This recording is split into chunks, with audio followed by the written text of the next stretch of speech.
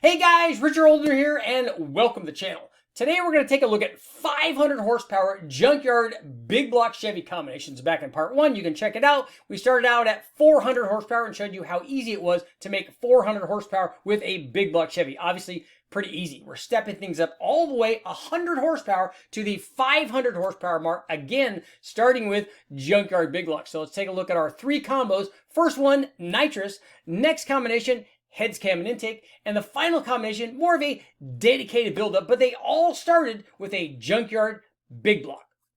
Let's check it out. Back in the first installment of our big block Chevy, basically power recipes, where we were looking at how to make 400 horsepower with a big block Chevy, we showed you how easy that was. Now we're going to step things up to 500 horsepower, and as we'll see, it's still very easy given the extra displacement offered by, a typical big block 454 compared to smaller motors that we often get from the wrecking yard, like a 4.8 or a 5.3 LS. So this is very easy to make this kind of power. In fact, this first combination basically takes a bone stock motor from the wrecking yard with a carburetor and intake and headers, and then all we do is add a simple plate nitrous system. So let's see what happens here. We had a Gen 6 454, which I've gotten a ton of those from the wrecking yard. They worked very well. This particular one was a 1999 version, and what we've done, things that I normally do with these, we don't often run them with the factory fuel injection. You can, and you can make decent power. They make a little bit more power down low and a little bit less power up top compared to a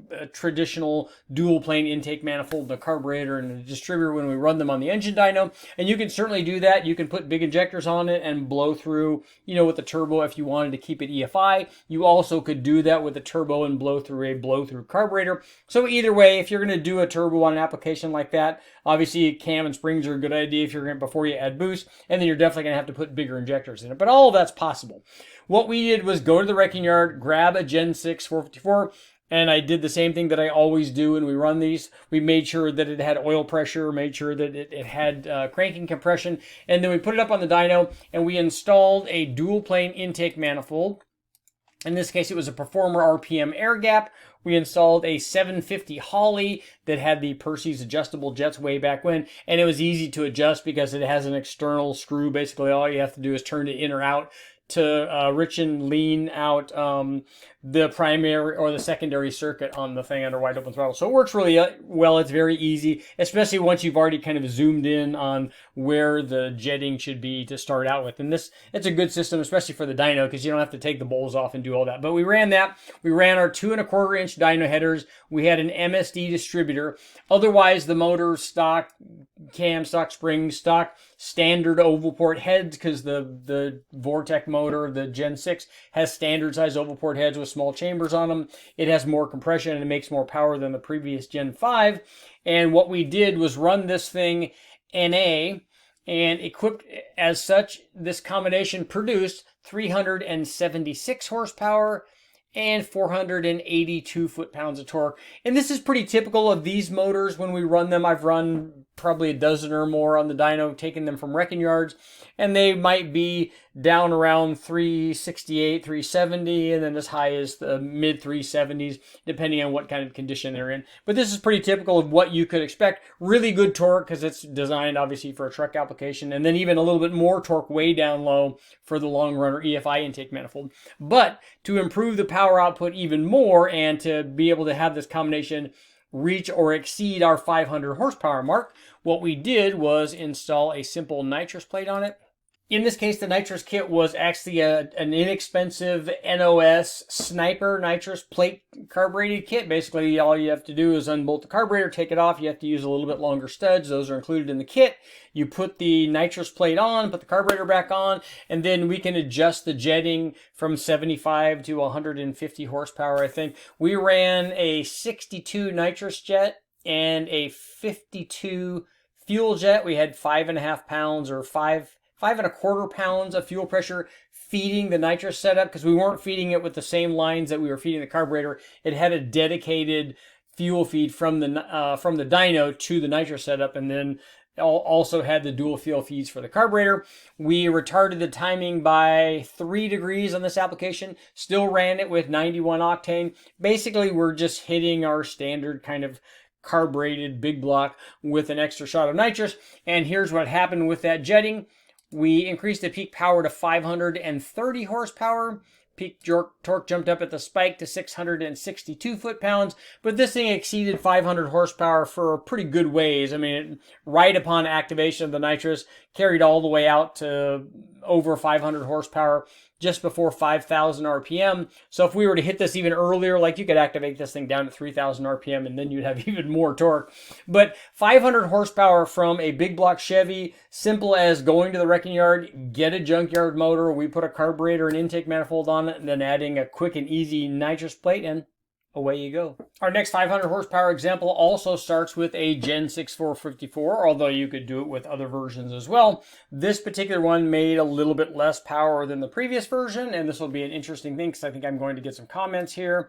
It produced 370 horsepower and 476 foot-pounds of torque.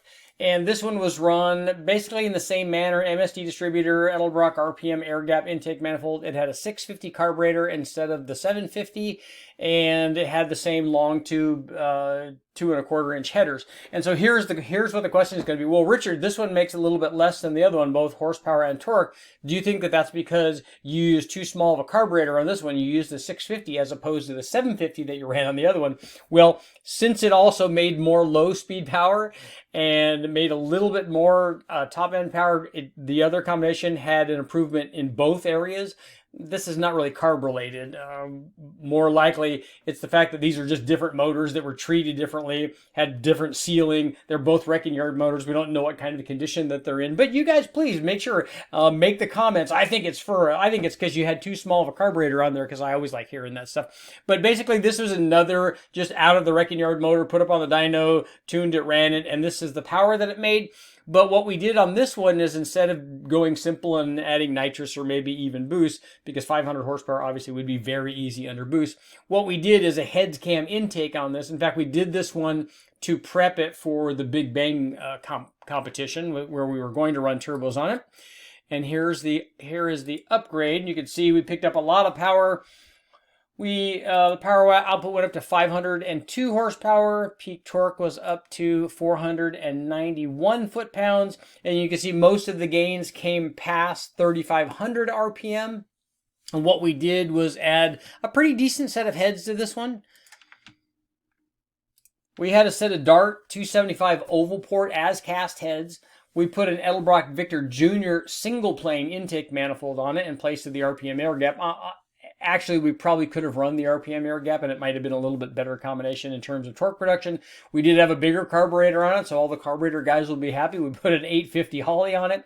But the big change, really, to push the power out further was our choice of camshaft. In this particular case, I was looking for a camshaft that allowed us to push peak power at a higher engine speed while maintaining the available piston to valve clearance. So we ran a custom cam that Billy did over at Comp.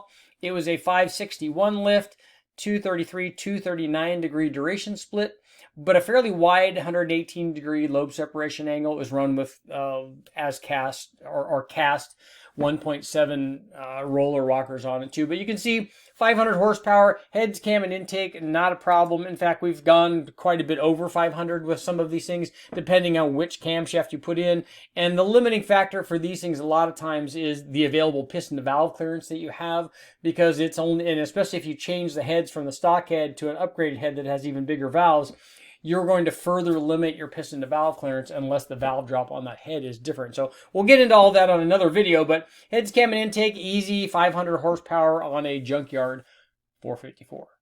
Okay, our final combination was actually more of a build-up because we changed a lot of things, including internal components on the engine. But we started out with a Gen 5 454 from the wrecking yard. So the Gen 5 was the throttle body injected version, hydraulic flat tappet cam, and peanut port head, very low compression. We ran our long tube headers on our big 2 1/4 inch headers. We also ran a Wyand 8019 dual plane intake manifold on it, and a 750 dual plane with an MSD distributor.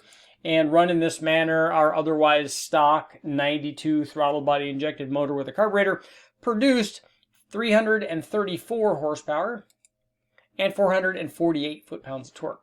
But here's what happened after we did our modifications to this motor. You can see we were up 500 and, let's see, 11 horsepower? 512 horsepower. Peak torque was 514 foot-pounds of torque.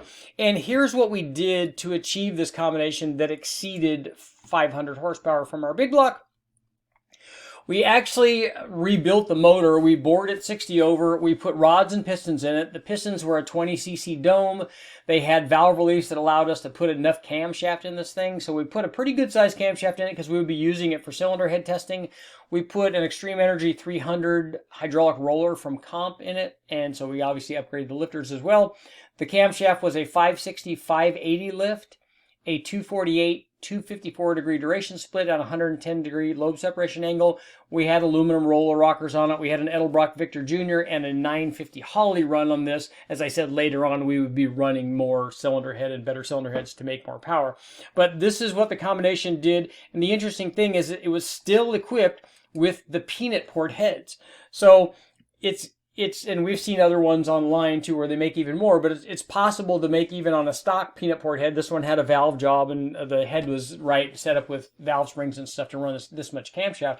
But the peanut port heads can make over 500 horsepower if you have the rest of the things going on in the combination. And if they were ported, we've seen guys make even more than that. So if you're looking at 500 kind of horsepower stuff, don't count out the peanut ports. They can do really well. But here's what happened if you do put, for instance, if you do put a much better set of cylinder heads on there.